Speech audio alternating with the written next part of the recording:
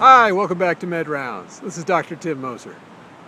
MI, the big one, heart attack, having a coronary, all describe the #1 cause of death in the United States, heart attack. Now, heart attack has been the leading cause of death for many decades in this country. And no matter how you describe it, what all those words have in common is a blood vessel becoming plugged up or occluded and not delivering the proper amount of blood to the heart muscle. So the heart pumps blood, but it also requires blood in order to maintain its function. Now the heart receives blood through what's called coronary blood vessels. And these coronary blood vessels supply the heart with oxygen and other nutrients. If that blood flow is interrupted for any reason at all, then that heart muscle will eventually die. So everyone knows the relationship between having a high cholesterol and having a heart attack. This is because cholesterol builds up on the inside of those coronary arteries. Now eventually, the cholesterol also has some calcium deposits made, so the arteries become hard, and the inside lining of the artery may actually split open. Now when this happens, a whole cascade of events is put into play. A type of blood cell called platelets will then collect near this damaged blood vessel. What that can do is form a dam blocking blood flow farther down the artery. If we block the blood flow, then a portion of the heart muscle can die. Now platelets respond very well to aspirin, common over-the-counter aspirin. So oftentimes it's said, if you think that you're having a heart attack, take aspirin. By taking aspirin, the platelets are less likely to aggregate and form that clump and block up the arteries. So here's the thing about heart muscle. It does not die gracefully. So if your heart muscle is being starved of blood, oftentimes what happens is the heart develops what we call an arrhythmia. An arrhythmia is when the heart is not conducting electricity normally, therefore it's not beating normally. One very serious type of heart arrhythmia is called ventricular fibrillation, and oftentimes those in the medical field abbreviate that as VFib.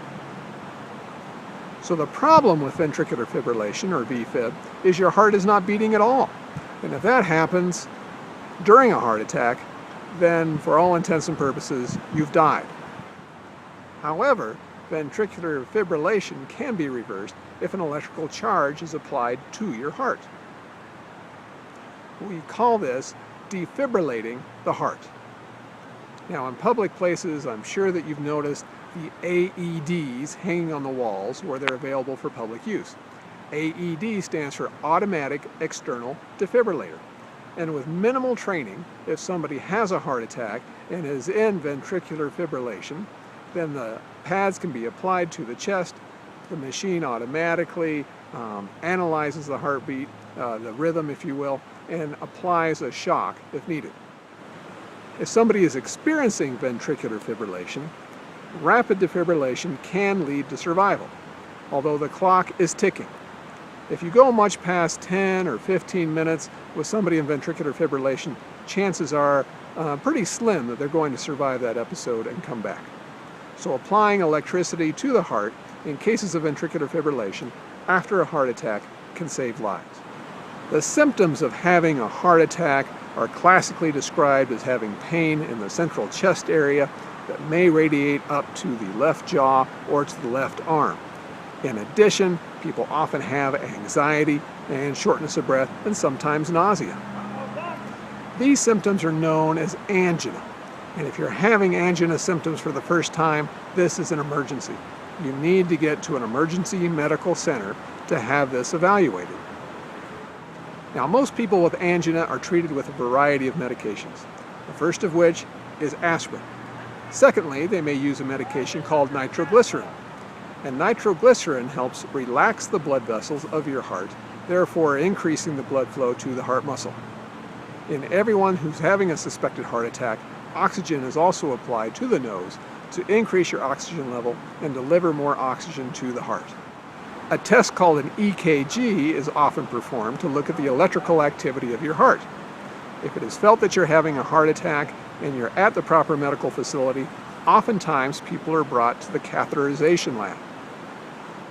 During a cardiac cath, a needle is placed, usually in the groin, and a catheter is threaded up into the heart. A special dye is then injected to examine the inside of the blood vessels and find the area that's pinched down. If a narrowed portion of a coronary blood vessel is detected, then a stent can be placed. You can think of a stent as being kind of like a short piece of a drinking straw that's made out of metal and can be expanded. So the stent is maneuvered into place in the narrowed portion of the artery, and using a balloon, the stent is blown up or expanded to push against the walls of that artery that are constricted. If done successfully, this can restore normal blood flow to the area of the heart that is starving for blood. Most people that have had a stent placed will be on some type of blood thinner medication, at least temporarily. And some people will have to take blood thinners for life. So almost everyone that has had a heart attack is going to be taking a regimen of medication long-term, probably for the rest of their life. Once you've had a heart attack, what is considered normal cholesterol is much lower.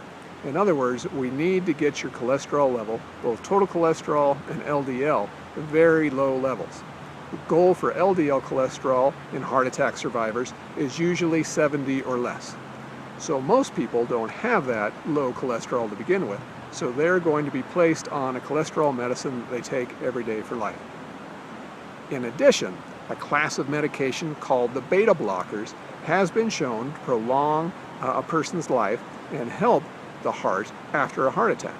So most people that have had a heart attack are going to be placed on a beta blocker also.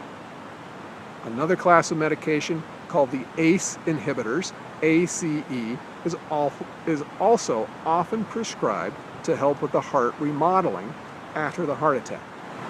Many people with heart problems continue to have angina later on in their life. So most people that have been diagnosed as having a heart attack will also be prescribed nitroglycerin to use just in case those chest pain symptoms come back.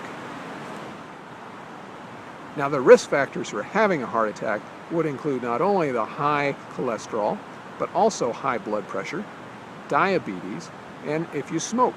Smoking is very damaging to blood vessels all throughout your body, including those blood vessels in your heart. Now, in some cases, people with perfectly healthy hearts and perfectly healthy arteries will have a heart attack. And that's because the blood vessels supplying the blood flow to your heart go into spasm and just tighten up. This can especially be the case with street drugs that are stimulants, such as cocaine or methamphetamine. Sometimes very young people in their 20s or 30s with otherwise normal, healthy hearts can have fatal heart attacks simply from using drugs.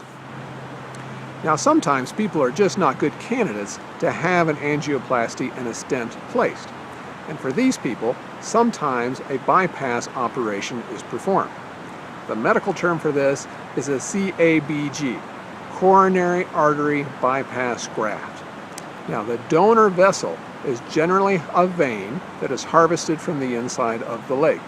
Sometimes an artery is used that is taken from underneath the breastbone or the sternum. At times, people only need 1 or 2 vessels bypassed, but people may have up to 5 or 6 different blood vessels in their heart bypassed using that donor vein. The best advice I can give as a doctor to my patients that have had a heart attack is, number 1, if you smoke, quit. Number 2, keep your blood pressure under good control. Number 3, exercise regularly. And number 4, take the medications that your doctor has prescribed. If they're causing side effects, let your provider know so that some changes can be made. This has been Dr. Tim Moser with MedRounds, wishing you the best in health and prosperity. Until we meet again, take care.